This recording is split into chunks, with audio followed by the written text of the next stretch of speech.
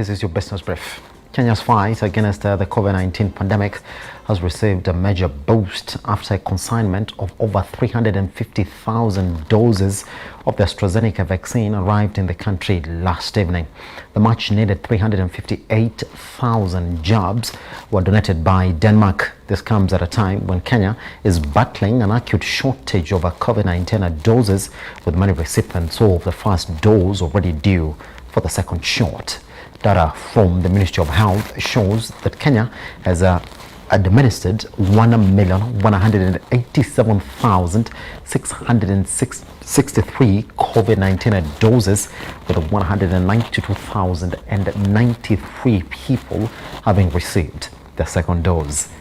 At the same time, the country has reported 218 new COVID-19 cases from a sample size of 2,557 tests, with a positivity rate of 8.5%. 343 more patients have recovered, pushing the number of those who have conquered the disease to 119,585. 5 more deaths have been reported, with 1 occurring in the last 24 hours, while 4 occurred on diverse dates between April and July. Cumulative fatalities have now shot to 3,461.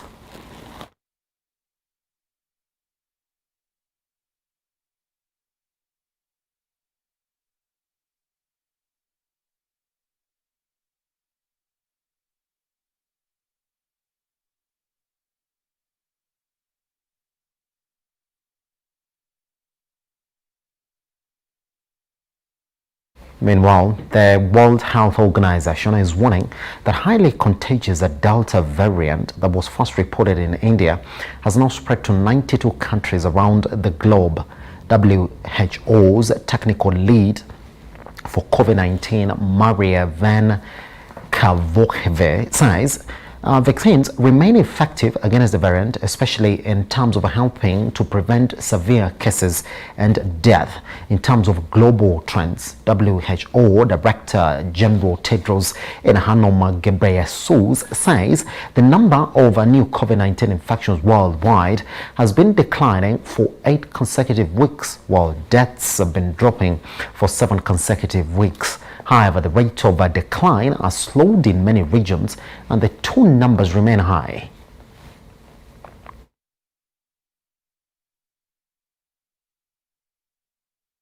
A showdown is looming within the Kenya Tea Development Agency, with the two factions laying a claim on the leadership of the company.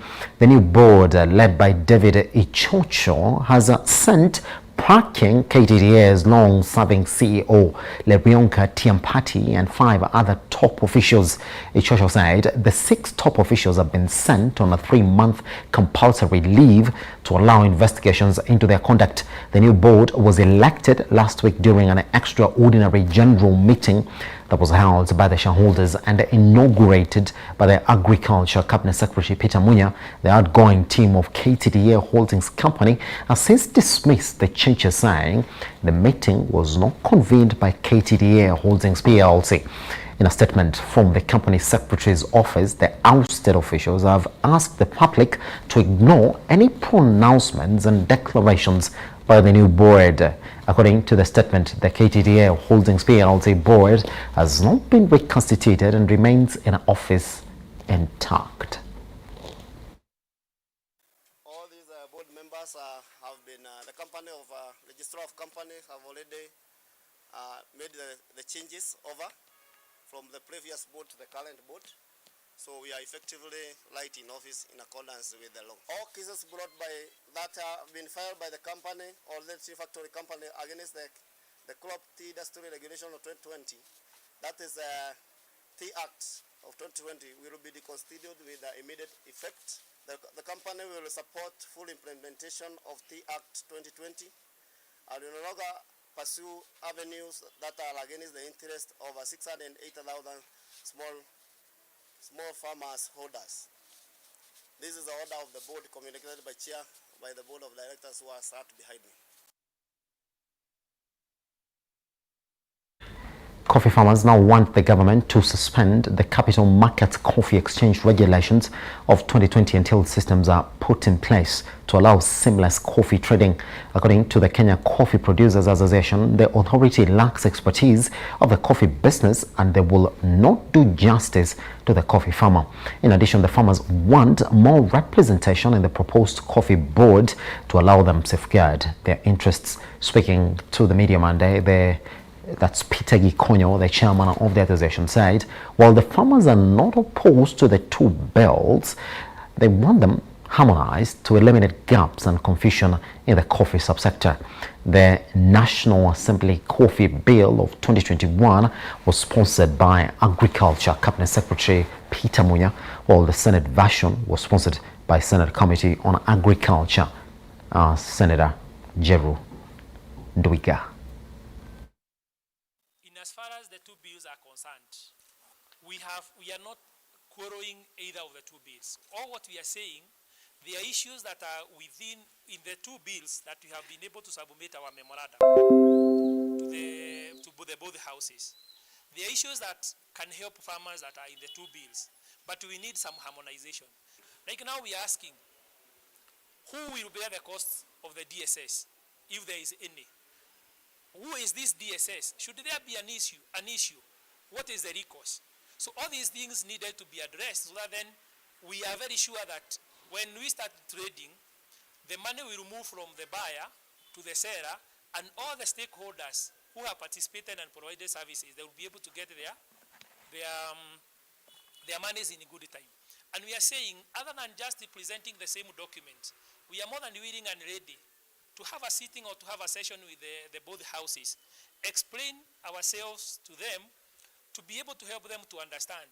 Probably maybe what has been written does not share a universal understanding, but probably when we are able to have a discussion, we will be able to enlighten them and bring them to the same understanding with the farmers. The other issue, we are not saying that we are not happy with the capital market exchange regulating coffee.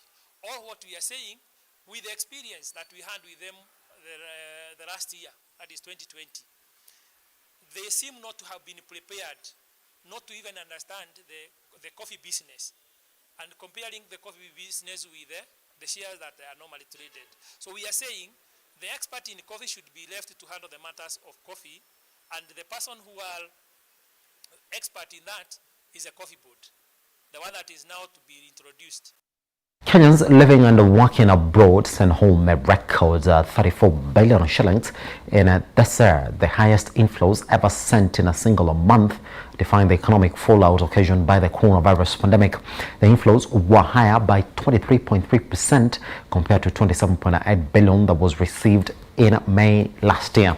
In 12 months to May 2021, remittances increased by 19.5% to 366.5 billion compared to 301.8 billion in the previous year. The United States remains Kenya's leading source for remittances, having contributed 57.8% as of May inflows, or an equivalent of 19.7 billion, followed by North America 20.9 billion. Remittances from Europe totaled to 7.1 billion, with the flows from the United Kingdom leading the way at 3.7 billion. Diaspora flows from Asia, meanwhile, totaled 3.5 billion, beating remittances from Africa and the rest of the world.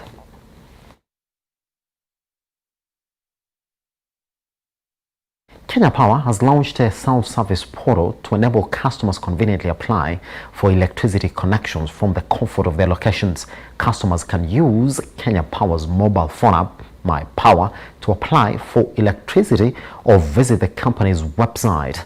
With the portal, customers will access a range of services including reporting power outages, carrying out prepaid token purchase queries, submitting meter readings to get actual monthly bills for postpaid customers, among others. Kenya Power Managing Director and CEO Bernard Ngugi said the portal is in line with the firm's core strategic pillars of enhancing customer experience aimed at making services more accessible to customers. Now, this follows a successful pilot phase during which 7,000 applications were processed through the online platform.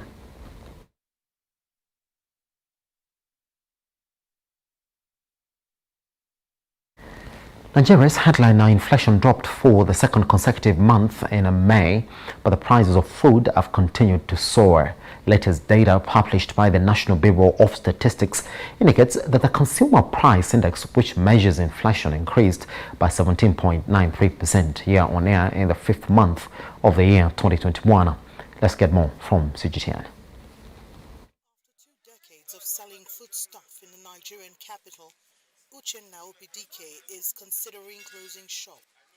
The trader has been battling low sales and decreased turnover for some time now. The rising cost of food is affecting his business. I don't know the way they calculated it, but what we are seeing here in the market here, the reality on ground, things are going high every day. Although Nigeria's inflation rate has declined for the second time this year by a 0.19% margin than the rate recorded in April, prices haven't eased. I've not noticed anything because most shops I entered, I've not seen maybe I want to buy groundnut. They said it's no more 300, it's 250 now. I've not seen anything like that. Before we used to buy garri 250 a mudu, 300, like, you know. But now it's 500. Before I used to use that 500 and buy two and a half mudu.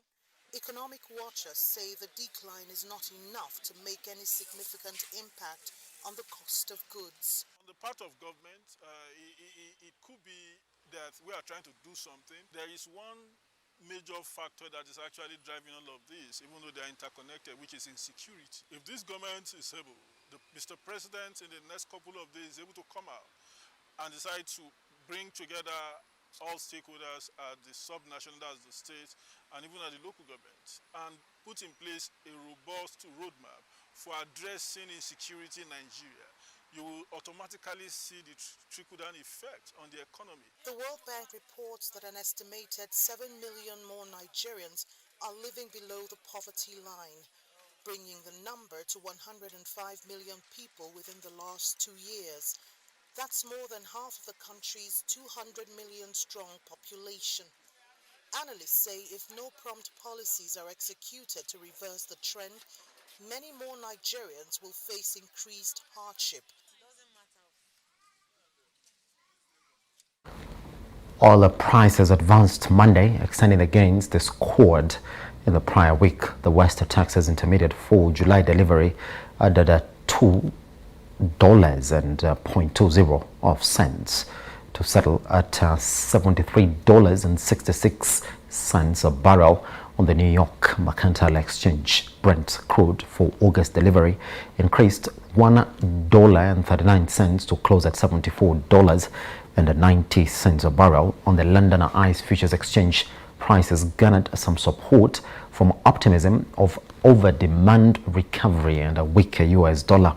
Now, the dollar index, which measures the greenback against 6 major peers, decreased 0.36% to $91.89 in late trading on Monday. For the week ending Friday, the West Texas Intermediate rose 1% and Brent gained 1.1% based on the front month contract.